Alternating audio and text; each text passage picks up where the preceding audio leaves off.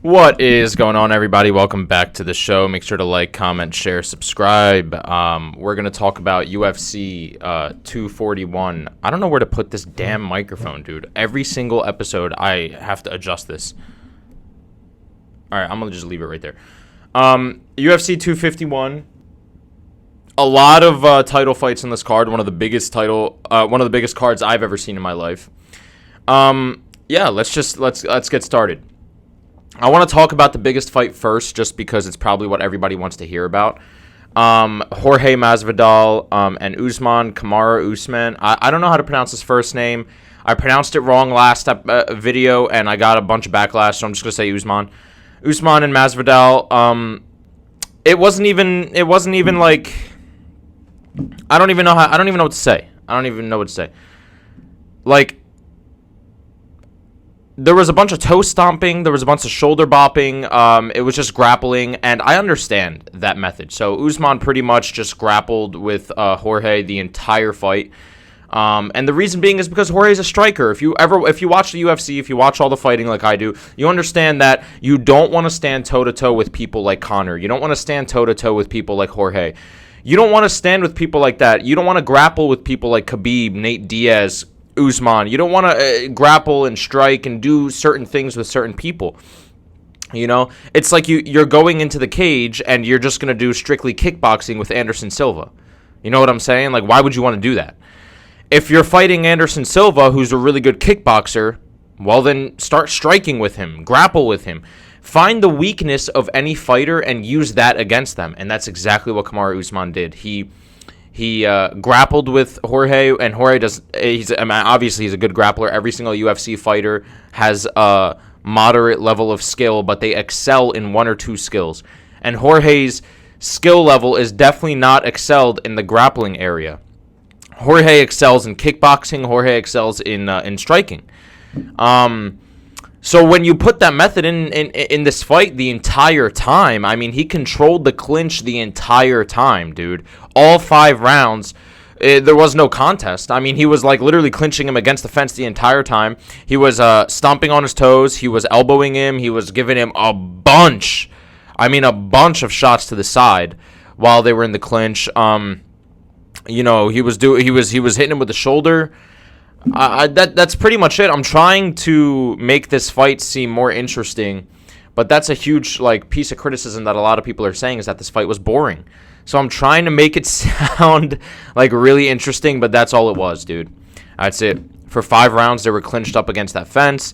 Jorge got a few hits here and there, but he did not win, obviously. Kamaru Usman won, and that's that. I mean, 5 rounds of just clinching against the fence, toe stomping, shoulder bopping, and a bunch of hits to the side. Yeah. So, you know, that fight was definitely boring for the biggest fight, but it wasn't that boring. It was just, you know, it was strategy, okay? You have to understand, like I just said, he used his strategy over trying to make a hype kind of fight. I wanted Masvidal to win, honestly. I was watching it with my cousin. And we were both watching it, and he was rooting for Kamaru Usman. I was rooting for Jorge Masvidal, and I was just like, dude, I want Jorge to win so bad. But you know, if Usman won again, I don't really care.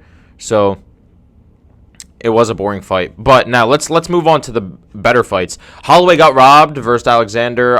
He owned those 3 rounds. The last round, I would say Holloway did not want it as bad as Alexander. I don't know what he was doing. He wasn't striking. He wasn't doing anything. I think that if Max Holloway, you know, stuck with it the last round and at least tried to gain a few more points with strikes and kicks and at least tried to take him down once or twice, he would have won the entire fight. But still, even then, I think he still won the fight. I don't know how he lost. I don't know. That was a good fight, though. I don't know how to pronounce Alexander's last name, but he was pretty much panicking the entire time. The last round, it was more of like a panic, let's get as much points and takedowns as we can.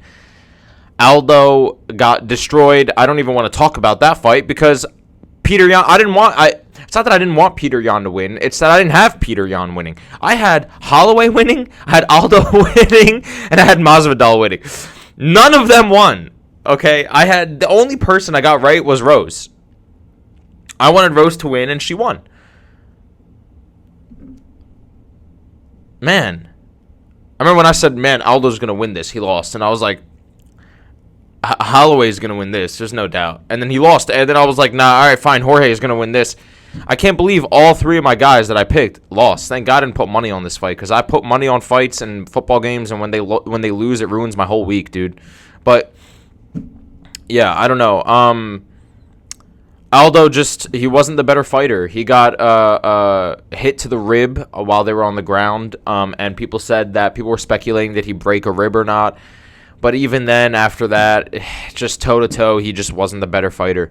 It ended with the ref giving him more than one try. I mean, at that point, if you were watching the fight, it was a bloodbath.